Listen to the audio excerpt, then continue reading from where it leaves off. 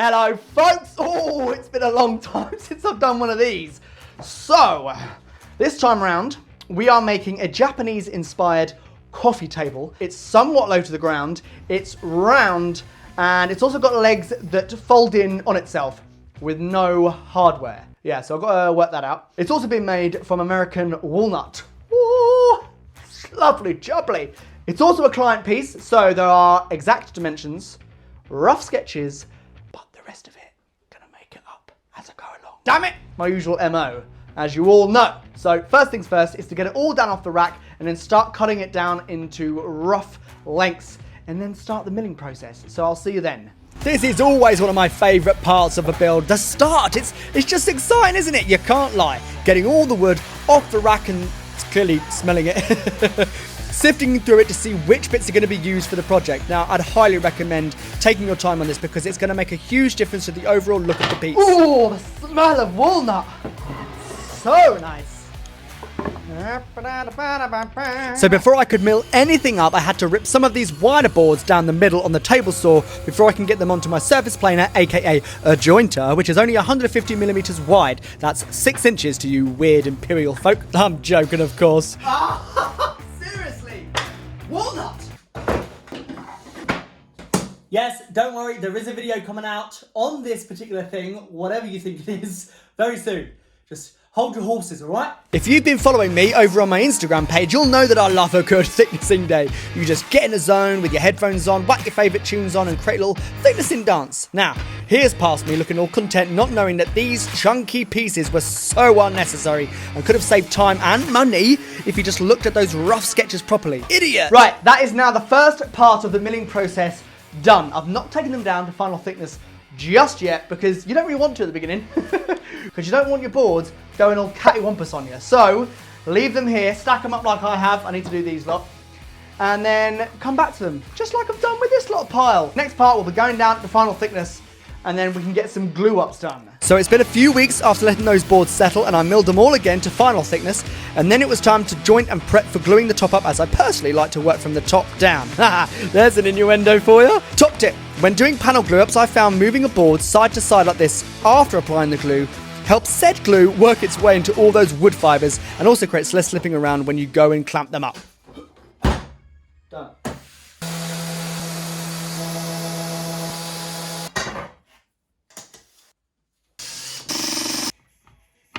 Right, it is circle cutting time. Now you've seen me sand at the base in only up to 80 grit and that's purely for the circle jig to have a nice smooth surface to run along. You've also seen me draw a nice little pilot hole and that is purely for the circle jig to have a pivot point to run around on. Now I'm sure loads of you have seen me cut a circle whether on here or on Instagram, but if you haven't and it's your first time, well, here's a little treat. All you need is a bit of MDF or scrap plywood. Stick a router on the end of it with a straight bit or flush trim bit or even a spiral bit, that'll even be better. And then drill a hole into the other side of it. That's going to be your pivot point that's halfway of what your final piece needs to be. Now, this table needs to be 83 centimeters, so I've drilled a hole at just a hair over 41.5 centimeters. Then stick that same drill bit through right until that hole that you made into this underside piece, and then you've got your pivot point. La-di-da-di-da.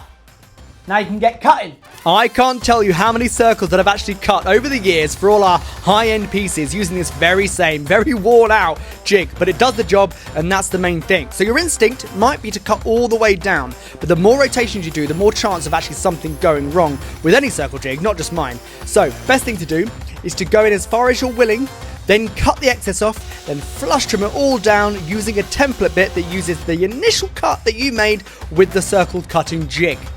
Super simple and super easy, which is what we want, right? Oh, just look at it.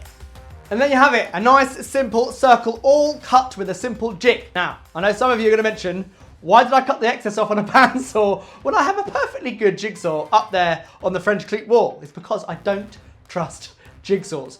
Mainly probably the blades that are in them. I just can't find a good one that stays true and straight. The other thing I know you're going to mention is this hole is now in the underside of your piece. What are you going to do with that, Sam? It's a hole in your workpiece. I have a solution for that, people. Don't worry, I will show you later on in the video. But now it is time to clean up this utter mess because it is a messy job, and then also try and figure out these legs.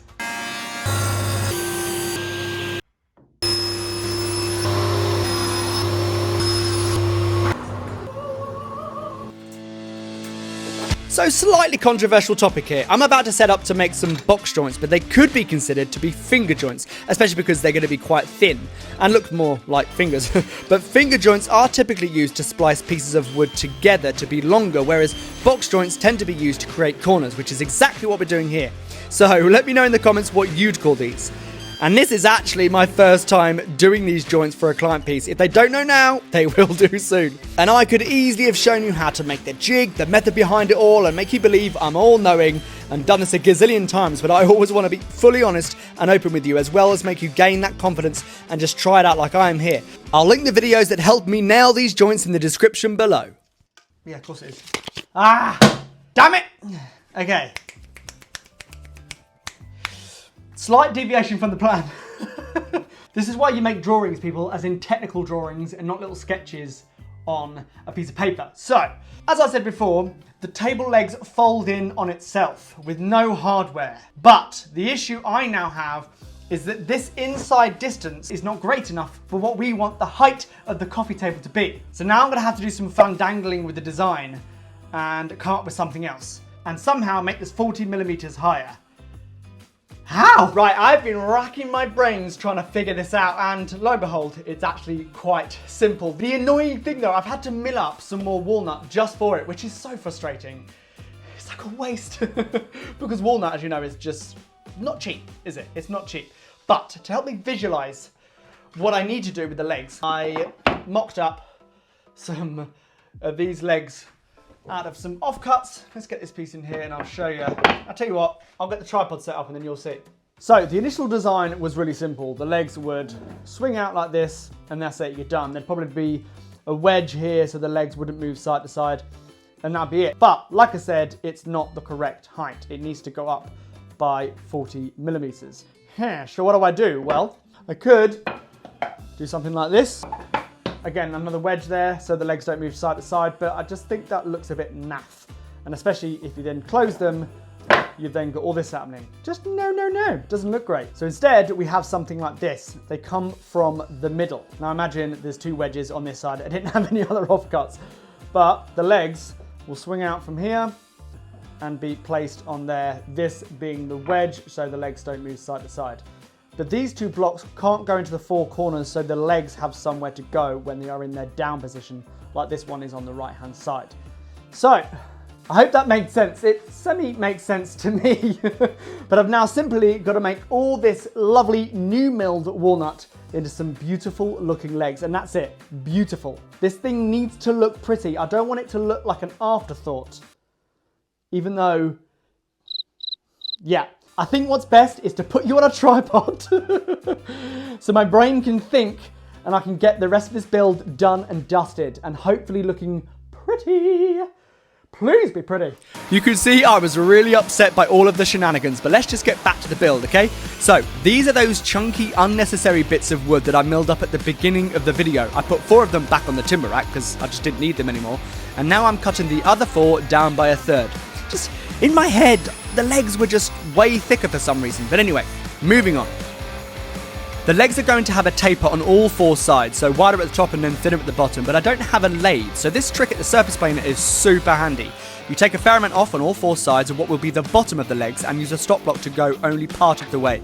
You then flip it round, do a wheelie, and then run it through again all the way, and boom! You've got a very clean taper. All that needed to be done is to cut them down to semi-length, as past me is about to explain something as if it's just way easier.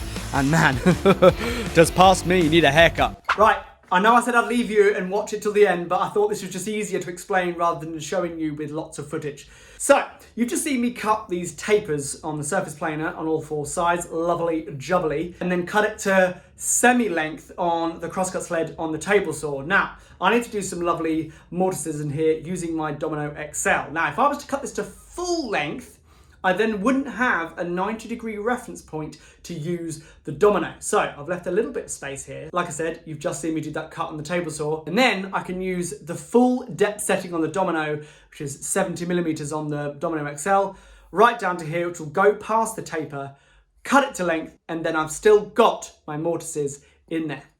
Hey presto, makes sense, right? Right, I'll shut up and carry on. Yes, you can use a domino this way. It's not as sexy as, say, Jason from Bob and Moss technique, but it's just as effective, isn't it? There we go, look. So, back at the table saw to cut them down to full length, and look, the mortises cut from the dominoes are still there, nice and square to the top of the leg. Now it's time for some roundovers. You can clearly see that I have state-of-the-art machinery that really helps build these high-end furniture pieces. This router table was super expensive. You just can't build nice projects with DIY tools and jigs.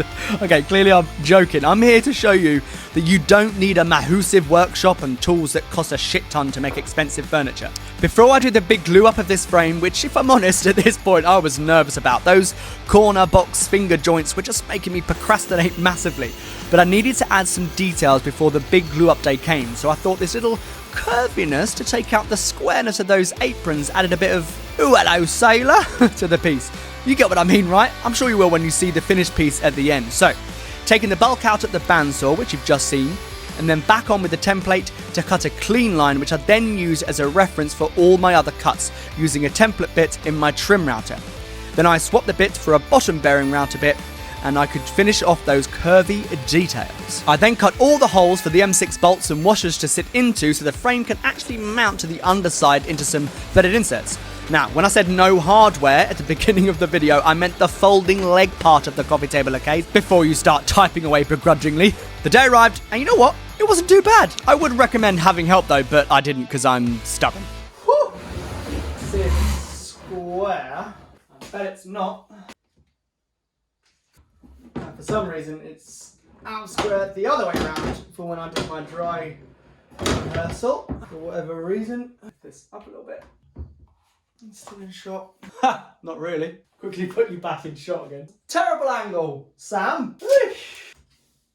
Just a squidge. There we are. I'll take that.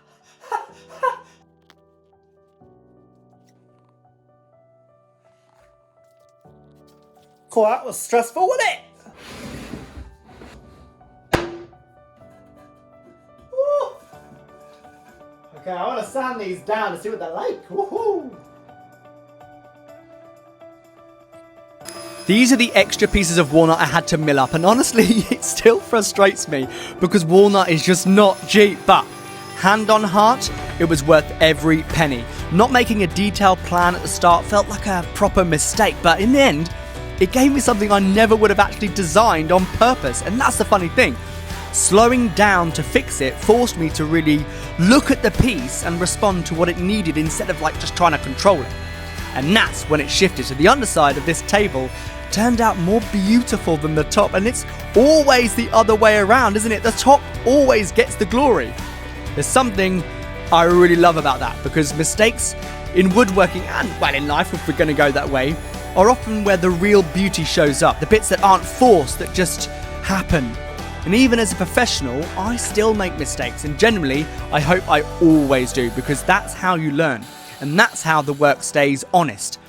And moments like this, glue ups, half-finished pieces, and mess in the background. You can hear my wife Katie keeping me sane and our little one playing in the workshop. That's the stuff I'm most grateful for. Being able to build furniture that I love, run the business alongside my wife, and grow our little minions around it.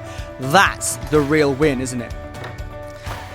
Right, this section here, I thought I'd just let you figure out what it is. I have mentioned it before, so I want to see what you think it could be. Let me know in the comments before I start waffling on again. But I will say, I had to do it 4 times and make sure that the angle was right. And by angle, I mean this bit here.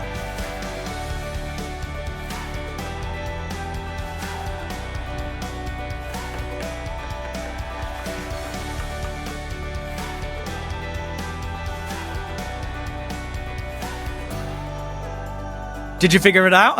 Well, remember those blocks that couldn't go into all the 4 corners because the legs needed room when they were folded down? Well, because of the taper, they still needed support, and this solved it. Look at that. That's just sexy, innit? Woo, the fit! We are now on the last stretch of getting this thing done and dusted and getting it prepped to apply that all-important finish that I know you're waiting for. It's always the last bits of a project that take the longest, isn't it? But this is the time to dig deep and just keep going. I'm just cutting those wedges down to size, adding some more details on them because look, every component, like I said, needed to be pretty. It just had to be pretty. I did add some roundovers to these components too, but of course I forgot to film it. But honestly, I was hoping I wasn't going overboard with the details at this point. But I'm sure you'll let me know in the comments if I did. You know what? I'm now going to let you just sit back, relax, and watch uninterrupted for about 60 seconds. Just thinking, what on earth are those bits for, Sam? Enjoy.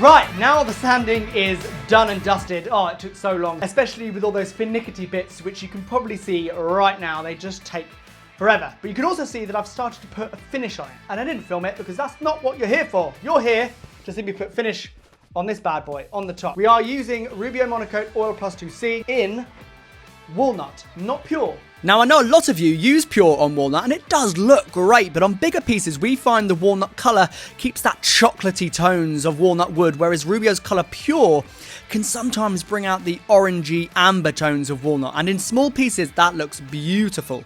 But bigger pieces, personally we want to keep it dark and rich and keep the 70s look back in the 70s. After applying that, I then leave it for 24 hours before applying another one of Rubio Monocoat's products that I'll show you soon, and that will really lift the finish even more. But before that, remember I said about that hole? I have a solution for that, people. So to cover up that hole, I'm actually going to cut an even bigger hole. I know, sounds like the last thing you want to do, especially when your piece is partially finished. But I did say I had a solution. And look, a maker's mark, or in this modern age, a maker's coin. Fletch from Smelly Cat Creations over on Instagram made this one for us, so go give him a follow and support. I know what you're thinking though. What's F&M? Well, it stands for Fox and Monkey, which is our furniture company. And hey presto, the hole is vanished. And if you were wondering what those domino mortises were on either side, well now you know, ish. What do they do, Sam? Hold on, you'll soon see. So this is that second coat of finish that's going to give this piece the wow factor. It's called Sheen Plus and it's from Rubio Monocoat, which you know I love. We use this now on all of our walnut and our black stained pieces because it just makes it all pop so much more. And as the name suggests, it adds a sheen. Not glossy, a sheen. You apply it in a very similar way, but with the red scrubby pad, wait for 10-15 minutes, then take some excess off with a white scrubby, and then if you want, the rest with a lint-free cloth. The reveal is imminent and I just couldn't help myself, but if you're a movie enthusiast like me, I struggle to go more than 2 days without watching a film. But I just had to make this edit somewhat cinematic because why bloody not, eh?